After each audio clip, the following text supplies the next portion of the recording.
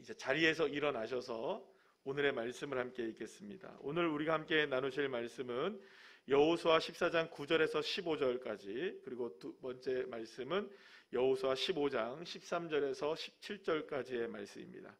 구약성경 341쪽, 여호수아 14장 9절에서 15절, 15장 13절에서 17절까지의 말씀입니다. 우리 다 같이 함께 읽겠습니다. 14장 9절입니다.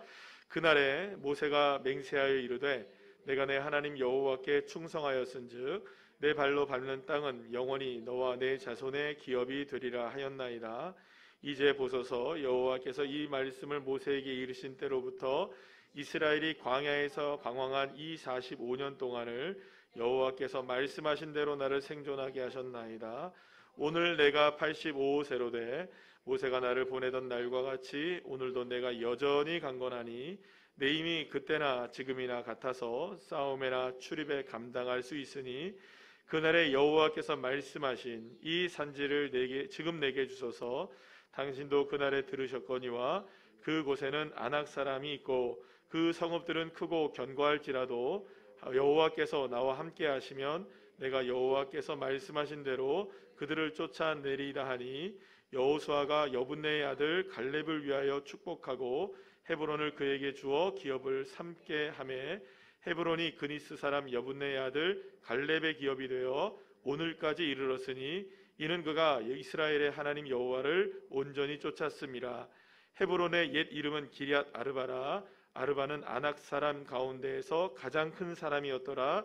그리고 그 땅에 전쟁이 그쳤더라. 아멘. 15장 13절부터 17절까지의 말씀입니다. 시작. 여호와께서 여호수아에게 명령하신 대로 여호수아가 기럇 아르바 곧 헬보론을 유다 자손 중에서 분깃으로 여분네의 아들 갈렙에게 주었으니 아르바는 아낙의 아버지였더라. 갈렙이 거기서 아낙의 소생 그 세 아들 곧 세세와 아이만과 달메를 쫓아내었고 거기서 올라가서 드빌 주민을 쳤는데 드빌의 본 이름은 기럇 세벨이라. 갈렙이 말하기를 기럇 세벨을 쳐서 그것을 점령하는 자에게는 내가 내 딸 악사를 아내로 주리라 하였더니 갈렙의 아유 그나스의 아들인 온니엘이 그것을 점령함으로 갈렙이 자기 딸 악사를 그에게 아내로 주었더라. 아멘. 할렐루야. 오늘은 함께 읽은 여호수아 14장 9절에서 15절, 또 15장 13절에서 17절 말씀을 가지고 싸움을 끝내는 결정타라는 제목을 가지고 함께 은혜를 나누려고 합니다. 여러분, 그 영화 어벤져스 시리즈 아시죠? 보신 분들이 많을 거예요. 아마도 이 영화가 개봉을 하면 보통 우리 그 나라에 1000만 명 정도가 이 영화를 봐요. 그러니까는 뭐 인구의 4분의 1 정도가 이 영화를 다 볼 정도로 엄청나게 인기를 끌은 영화이기 때문에 아마도 많은 분들이 이 영화를 보셨을 거라고 생각합니다. 자, 그런데 이 어벤져스 시리즈 중에 마지막 영화의 제목이 뭐냐면 엔드게임이라는 거예요. 엔드게임. 이 단어로만 해석하자면 이 엔드게임이라는 어떤 말이냐면 말 그대로 보면 마지막 게임 이렇게 될 수 있고 게임 끝 뭐 이런 이야기도 될 수 있고요. 자, 그런데 이제 엔드게임이라는 말 자체가 갖고 있는 의미가 하나가 있는데 이게 뭐냐면 최종 단계다 이런 의미가 있습니다. 한번 따라해볼까요? 최종 단계. 마지막 거쳐야 되는 최종 단계라는 것이죠. 요것만 가면 게임이 끝난다는 거예요. 요것만 하면 게임이 끝난다라고 할 때 그것을 엔드게임이라고 얘기를 한답니다. 말 그대로 이 영화에서 보게 되면 전 우주적인 악당이 하나가 나와요. 이게 타노스라는 악당이 나오는데 이 타노스가 엄청난 재앙을 일으킵니다. 그래서 그 우주의 전 생명체의 절반을 다 죽여버려요. 엄청나죠, 여러분? 이런 힘을 가지고 있었던 악당이었어요. 자, 그런데 이렇게 돼서 우주가 너무너무나 힘겹게 되었는데, 전 우주가 힘겹게 되었는데, 영화 얘기입니다.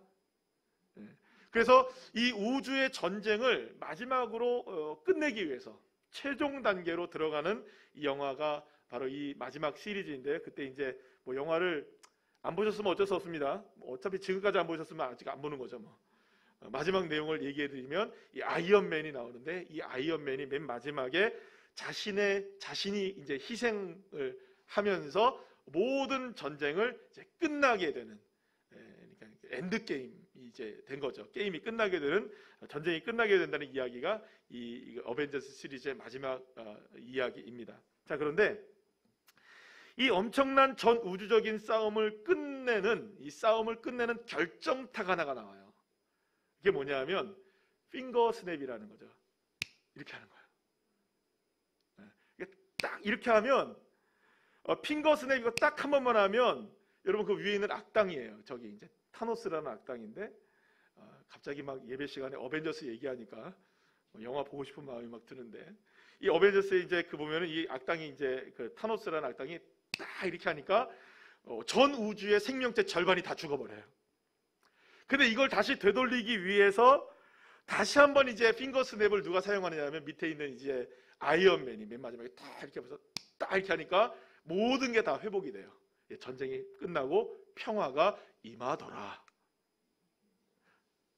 이거 하나면 전쟁이 끝나기도 하고 일어나기도 하는, 이런, 오늘 이거 꼭 기억하셔야 됩니다. 물론 여러분 영화의 이야기이기 때문에 좀 황당하게 들리실 수 있고, 뭐 영화 얘기를 하나 이런 생각이 들 수도 있지만, 제가 여러분들한테 굳이 이 설교를 시작하면서 이 영화 얘기를 시작한 건 뭐냐면, 사실은 이 하나님의 자녀들에게도요, 우리의 인생 가운데 주어지는 여러 가지 싸움들이 있잖아요. 전쟁 같은 싸움들이 있는데, 이 싸움을 끝낼 수 있는 이 핑거스냅과 같은 이 결정타가 존재한다는 거예요. 그렇다면 우리에게 승리를 주는 이 핑거스냅과 같은 이 결정타가 도대체 무엇일까? 자, 오늘 본문에서 우리는 그것을 발견해 보려고 하는데요. 오늘 본문에는, 제가 읽었던 그 본문에는 두 사람이 나옵니다. 한 사람은 갈렙이고요, 한 사람은 온니엘이라는 사람입니다. 자, 그런데 이 두 사람은 모두 싸움의 결정타가 무엇인지를 알고 있었고, 그리고 그 결정타를 사용함으로 인해서 결국에는 싸움을 끝내고 싸움을 이긴 사람들로 우리에게 소개되고 있는 것을 보게 됩니다. 자, 먼저 갈렙이라는 사람을 우리가 살펴보도록 하겠는데요. 이스라엘 백성들이 광야에서의 생활을 막 시작했을 무렵에 모세는 가나안 땅을 정탐하기 위해서 각 지파별로 한 명씩 12명을 소집하게 됩니다. 그리고 이 12명을 선발해서 가나안 땅을 40일 동안 정탐을 하도록 합니다. 그리고 그 가운데 누가 있었냐 하면 바로 오늘의 주인공인 갈렙도 있었고, 또 여호수아도 그 가운데 포함되어 있었습니다. 이 정탐을 마치고 돌아온 12명의 사람들은 이구동성으로 무슨 얘기를 하냐, 가나안 땅이 너무나 아름답더라, 정말로 적과 꿀이 땅이더라, 정말로 소망이 넘치는 땅이더라 라는 이야기를 하게 됩니다. 자, 그런데 그 중에 10명이 어떤 이야기를 하게 되냐면, 그러나 너무나 아름다운 땅이지만 절망적인 이야기를 쏟아내기 시작해요. 왜냐하면 그 땅에는 거인들이 살고, 안악자손 같은 거인들이 살고, 그 땅의 주민들은 너무나 장대하고 키가 크고, 그 다음에 너무나 힘이 좋기 때문에 우리는 가나안 땅에 들어갈 수도 없을 것이고 싸울 수도 없을 것이고, 그들 앞에서는 우리가 어떤 존재와 같을 것이냐, 메뚜기와 같은 존재에 불과하다, 너무나 연약하다, 우리는 도저히 그들을 이길 수가 없다, 가나안은 정복할 수가 없다, 이런 절망적인 이야기를 쏟아내게 됩니다. 이 이야기를 듣게 된 이스라엘 백성들은 모두가 다 망연자실하게 되죠. 그리고 우리 죽게 되었다, 왜 우리가 이 광야까지 나와가지고 이런 상황을 맞이하게 되느냐, 가나안 땅에 어차피 못 들어가는 거 아니냐 하면서 막 묵노와 울고 난리가 나기 시작합니다. 자, 그런데 바로 그때 가장 먼저 갈렙이 모세와 이스라엘 백성들 앞에 서서 다음과 같은 이야기를 외치게 됩니다. 민수기 13장 30절 말씀 우리 다 같이 한번 읽어볼까요? 시작. 갈렙이 모세 앞에서 백성을 조용하게 하고 이르되, 우리가 곧 올라가서 그 땅을 취하자 능히 이기리라. 아멘. 갈렙 역시 사실은 모든 상황들이 다 불리하다는 것을 다 알고 있었습니다. 자, 그러나 눈앞에 보이는 뻔한 불리함에도 불구하고 갈렙은 한 가지를 믿고 있었던 거예요. 하나님이 함께 하시면 이긴다. 하나님이 함께 하시면 얼마든지 그 땅을 취할 수 있다. 반드시 그들을 이길 수 있다는 것을 외치게 되었던 것이죠. 이러한 이 갈렙의 믿음에 대해서 하나님은 어떻게 평가를 하시게 되냐 하면, 민수기 14장 24절의 말씀에서 이렇게 말씀을 하십니다. 다 같이 한번 읽어볼까요? 시작. 그러나 내 종 갈렙은 그 마음이 그들과 달라서 나를 온전히 따랐은즉 그가 갔던 땅으로 내가 그를 인도하여 드리리니 그의 자손이 그 땅을 차지하리라. 아멘. 하나님은 갈렙에게 어떤 믿음이 있었다는 걸 인정하십니까? 하나님을 온전히 따르고 있구나, 하나님을 온전히 따르고 있구나라는 것을 인정해 주셨던 것입니다. 하지만 안타깝게도 이스라엘 백성들은 갈렙과 여호수아의 외침을 외면하게 되었고 결국에는 40년 동안 광야에서 살아야 하는 형벌을 받게 되죠. 그리고 갈렙과 여호수아를 제외한 출애굽기 1세대 모두는 다 어디서 죽게 됩니까? 이 광야에서 다 죽게 되는 이러한 형벌까지도 받게 되어지게 됩니다. 자, 그렇게 시작된 광야에서의 40년 생활이 시작되거든요. 그리고 이제 광야의 생활에 40년이 다 맞춰지고 요단강을 건너서 여리고를 점령하고 가나안과의 전쟁에서 31개의 왕들을 물리치고 성읍들을 점령하면서 이스라엘 백성들은 승리하게 되어집니다. 그리고 가나안 땅의 정복자가 되고 가나안 땅의 주인으로 등극하게 됩니다. 그리고 이제는 가나안 땅에 남겨진 땅들을 각 이스라엘 지파별로 땅을 분배하게 되는 그런 시간을 갖게 되어지게 됩니다. 자, 그때 유다 지파에게 땅을 분배하기 시작하려고 할 때 먼저 갈렙이 딱 손을 두고 나서게 됩니다. 그리고 여호수아에게 어떤 이야기를 하냐? 45년 전에 있었던, 그러니까 광야 생활이 막 시작될 때쯤에 있었던 12정탐꾼의 사건에 대한 이야기를 여호수아에게 시작을 했던 거예요. 그리고 그때 모세가 갈렙에게 약속했던 헤브론 땅을 자신에게 먼저 기업으로 줄 것을 강력하게 요청하게 되었고 여호수아는 그 땅을 갈렙에게 주게 됩니다. 그러면서 갈렙이 이렇게 고백을 하게 됩니다. 자, 오늘 본문 11절 말씀 우리 다 같이 한번 읽어볼까요? 시작. 모세가 나를 보내던 날과 같이 오늘도 내가 여전히 강건하니 내 힘이 그때나 지금이나 같아서 싸우베나 추림에나 감당할 수 있으니. 아멘. 45년 전 백성들 앞에서 당당하게 믿음으로 이길 수 있음을 외쳤던 젊은 날의 자신의 모습을 회상해 보면서 85세가 된 지금의 모습이나 그때나 지금이나 변함이 없이 더욱더 오히려 강건해지게 되었다라고 이 갈렙은 이야기하고 있는 것입니다. 자, 그렇다면 갈렙이 이렇게 얘기하죠. 한번 따라해 볼까요? 그때나 지금이나 같다. 그럼 도대체 그때나 지금이나 같았던 것은 도대체 무엇이었을까요? 45년의 세월이 지나도 변치 않고 여전히 그대로 갈렙에게 동일하게 남겨져 있었던 그것은 도대체 무엇이었을까요? 자, 오늘 보면 14절 말씀은 이렇게 말씀을 합니다. 다 같이 읽어볼까요? 시작. 헤브론이 그니스 사람 여분네의 아들 갈렙의 기업이 되어 오늘까지 이르렀으니 이는 그가 이스라엘의 하나님 여호와를 온전히 쫓았음이라. 아멘. 사랑하는 여러분, 갈렙이 처음에 이스라엘 백성들에게 그 모세와 이스라엘 백성들에게 말했을 때에도 하나님은 민수기 14장에서 어떻게 인정을 하셨습니까? 갈렙이 여호와 하나님을 온전히 어떻게 했다고요? 따랐다. 따라합시다. 여호와 하나님을 온전히 따랐다. 자, 그런데 오늘 본문에서도 45년이 지난 지금에도 갈렙은 여전히 여호와 하나님을 온전히 어떻게 하고 있습니까? 쫓고 있는 거예요. 그때나 지금이나 갈렙에게 변함이 없었던 것 하나가 있었던 거예요. 그것은 바로 하나님 여호와를 온전히 쫓았던, 따랐던 믿음이었던 것입니다. 과거에나 지금이나 갈렙은 여전히 하나님을 온전히 따르고 있는 믿음을 잃지 않고 있었던 것입니다. 그리고 그 믿음으로 갈렙은 아낙 사람들이 떡하니 버티고 있었던 헤브론을 점령하게 되었고, 그리고 오늘 본문 마지막에 여러분 14장 15절 말씀 보시면 뭐라고 나옵니까? 그 땅에 무엇이 그치게 되었다고요? 전쟁이 그치게 되었더라. 전쟁이 끝나게 되었더라. 싸움이 끝나게 되었더라. 싸움이 멈춰지게 되었더라.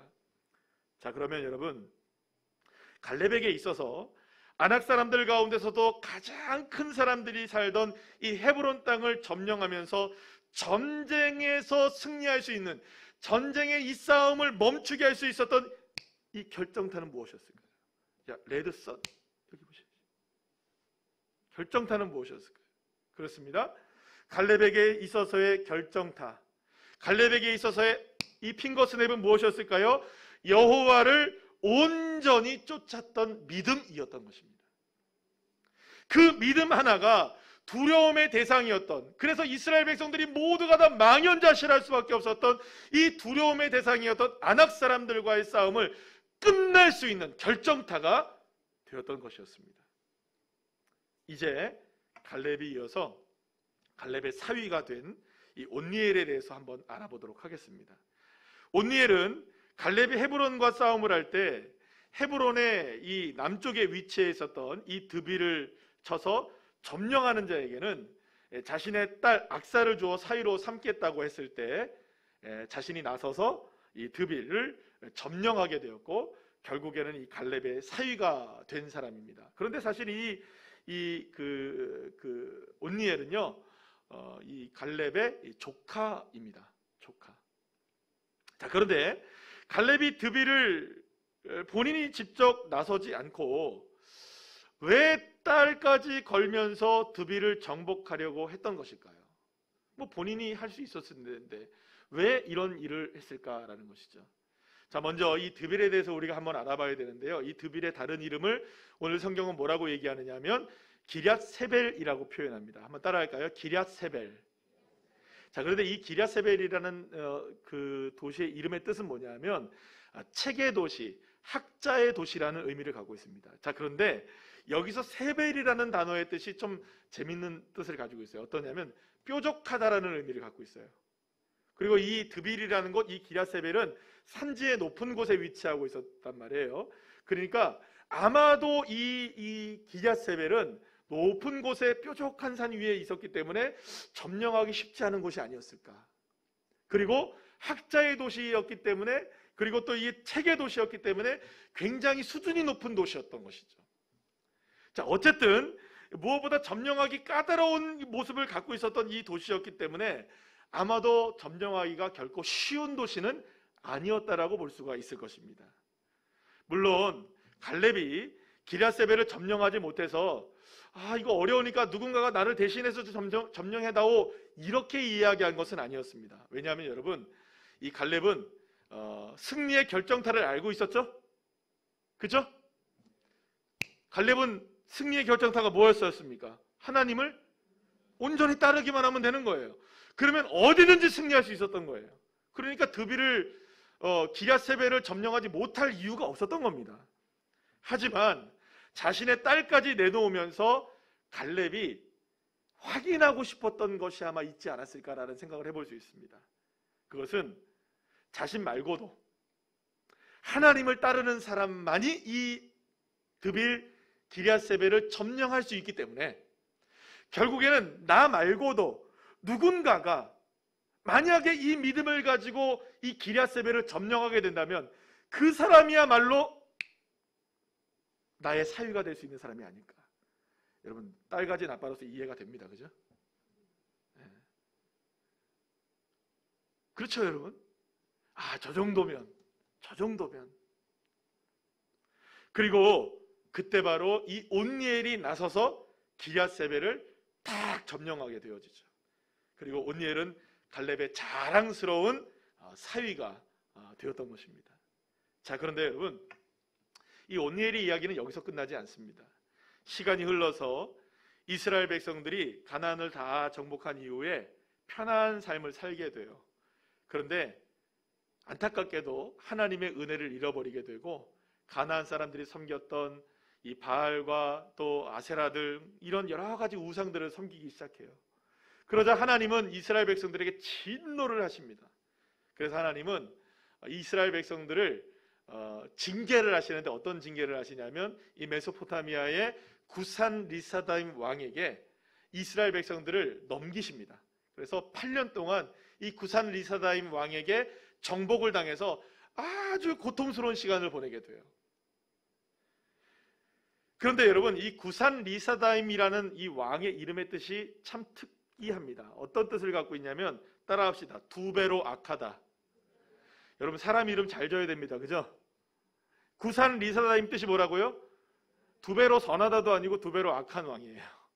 그러니까 여기서 우리가 알 수 있는 게 뭡니까? 이스라엘 백성들이 8년 동안 이 구산 리사다임의 압제를 당했다는 것은 보통이 아니었다는 거예요. 적어도 2배 이상의 이 아픔을 당하고 있었다는 거예요. 엄청난 압제를 당하고 있었다는 의미를 우리가 알 수 있게 됩니다. 그런데 바로 그때에 온니엘이 분연히 일어나는 거예요. 그리고 메소포타미아의 구산 리사다임과 싸우게 되었고, 그리고 결국에는 이 구산 리사다임을 물리치게 되었던 것이죠.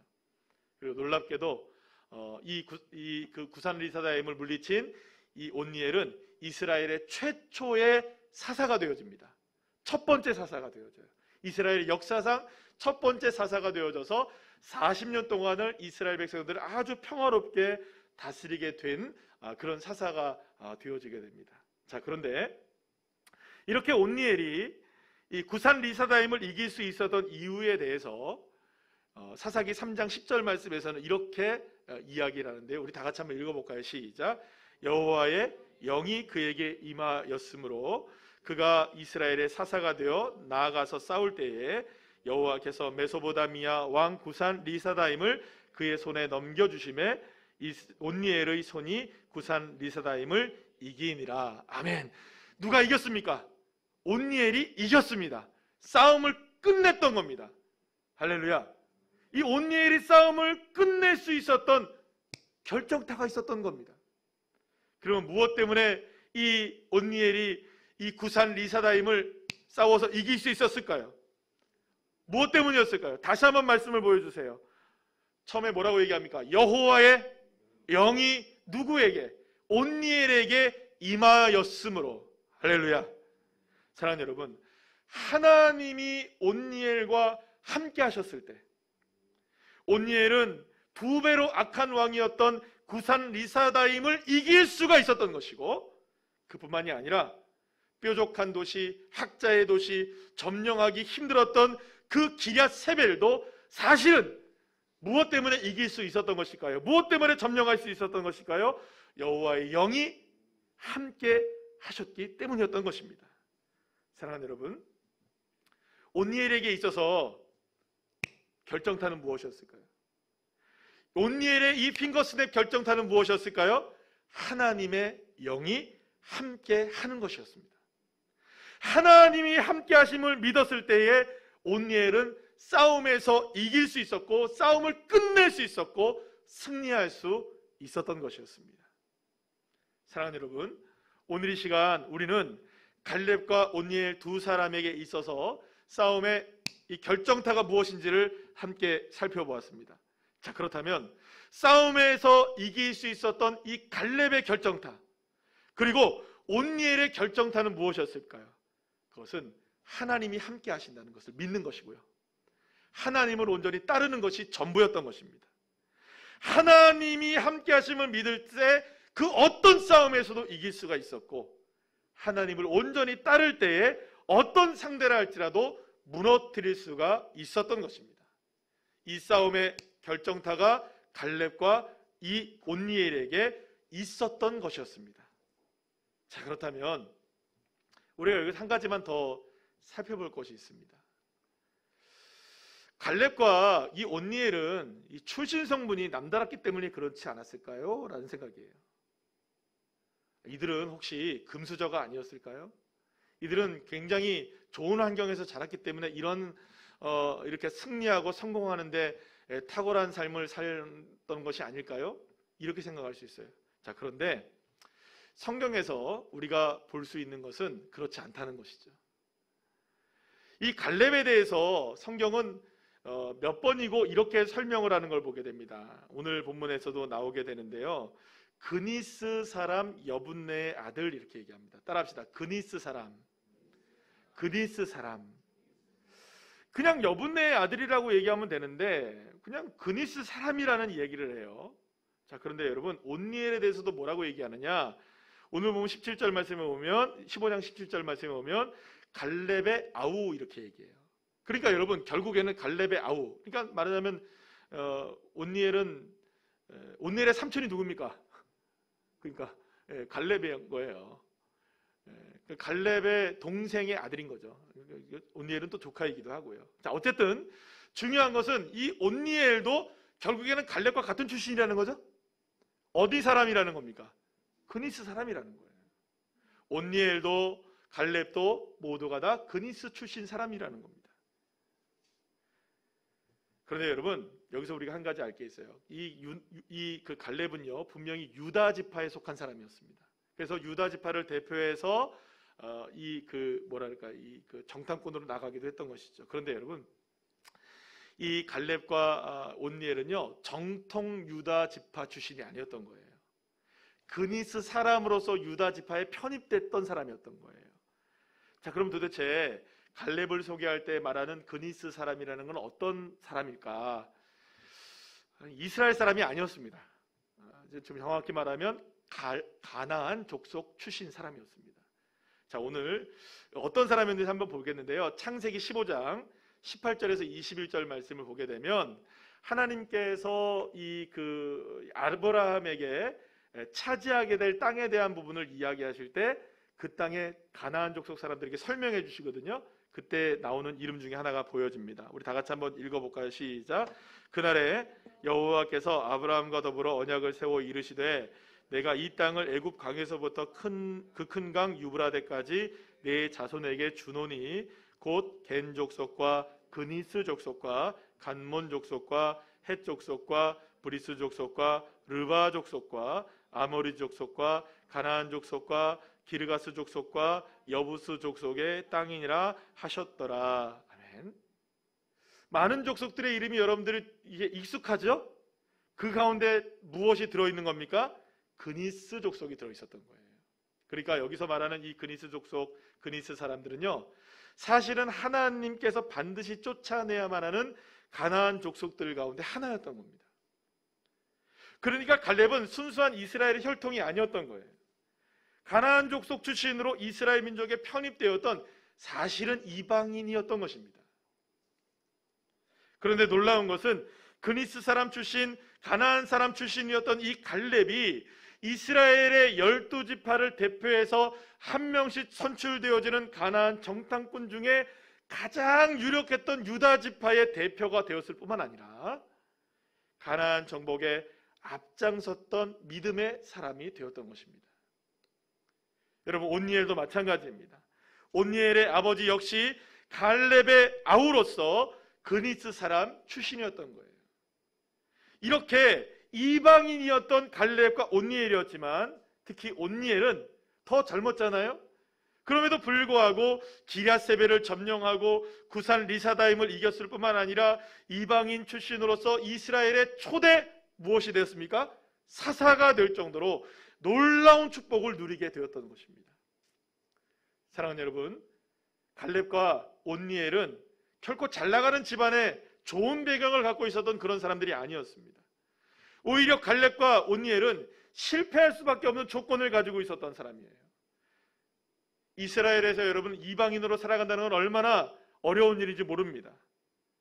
그 사실 하나만으로도 사실은 이스라엘 가운데에서도 여러분 우리가 기브온 사람들을 통해서 알잖아요. 기브온 사람들을 통해서 우리가 배운 건 무엇이었습니까? 그들이 결국에는 이스라엘에 편입이 되었지만 어떤 사람이 되어집니까? 장작 패고 물기 있는 사람이 되잖아요. 노예가 되어집니다. 그러니까 결국에는 이 이방인 출신이었다는 사실 하나만으로도 갈렙과 이 온니엘은 노예가 될 수도 있는 삶을 살 수도 있었을 것이에요. 하지만 갈렙과 이 온니엘은 자신이 처해 있었던 환경이나 상황 때문에 좌절하거나 거기에 막혀서 이렇게 주저앉은 사람이 아니었던 것입니다. 환경을 탓하지도 않았던 것입니다. 오히려 갈렙과 온니엘은 그 누구보다 나와 함께 하시는 하나님을 믿었고, 할렐루야, 나를 이끄시는 하나님을 온전히 따랐을 뿐만 아니라 하나님의 능력을 믿고 주님만 의지하는 삶을 살아갔던 것이었습니다. 그리고 갈렙과 온니엘은 자신의 삶을 승리로 바꿀 수 있는 결정적인 한 가지가 무엇인지를 분명히 믿고 알고 있었던 것입니다. 이 믿음 하나만 있으면, 이 믿음 하나만 있으면 얼마든지 이길 수 있고, 이 믿음 하나만 있으면 싸움을 끝낼 수 있다는 것을 알고 있었던 것이죠. 그것이 바로 갈렙과 온니엘이 싸움에서 승리할 수 있는 이 결정타가 되었던 것입니다. 그리고 그 결정타가 바로 무엇이었습니까? 어떠한 상황에서도 여호와 하나님을 따르는 믿음이 있었던 것이고 하나님과 함께하는 믿음이 그들에게 있었던 것입니다. 이렇게 주님만을 따르고 주님이 함께하심을 믿었을 때 그것이 승리의 결정타가 되었던 것이고 갈렙과 온니엘은 그것을 자신의 삶을 통해 증명하게 되었던 것입니다. 그리고 그들은 가나안 정복의 역사에서 정말로 별처럼 빛나는 위대한 믿음의 사람들로 그때나 지금이나 동일하게 우리들에게 소개되고 있는 것입니다. 사랑하는 여러분, 우리의 삶에도 이 승리를 부르는 결정타가 필요하죠. 다 같이 한번 시작. 승리를 부르는 결정타가 필요합니다. 한번 따라해 보시라니까요. 잊지 마시라니까. 시작. 승리를 부르는 결정타가 필요합니다. 우리에게도 필요하단 말이에요. 그렇다면 나는 무엇을 나의 삶의 결정타로 보고 있느냐? 나는 무엇을 결정타로 삼아 살아가고 있느냐? 사랑하는 여러분, 여러분의 결정타는 무엇입니까? 그런데 많은 사람들이 내 인생을 바꿀 수 있는 결정타를 무엇으로 삼고 있냐면 돈으로 삼고 있고요, 명예로 삼고 있고, 권력으로 삼고 있고, 힘으로 삼고 있고요, 때로는 건강으로 삼고 있고, 이런 것들로 인하여서 내 인생을 결정짓겠다라고 하는 사람들이 얼마나 많은지 몰라요. 최근에 여러분들 우리가 세계 그 정세 중에서 참 안타까운 일을 우리가 보고 있잖아요. 러시아가 힘으로 우크라이나를 점령하는. 여러분, 우크라이나가 결코 그렇게 약한 나라가 아닌데요, 그 힘 앞에 무기력하게 무너지는 모습들을 우리가 보고 있거든요.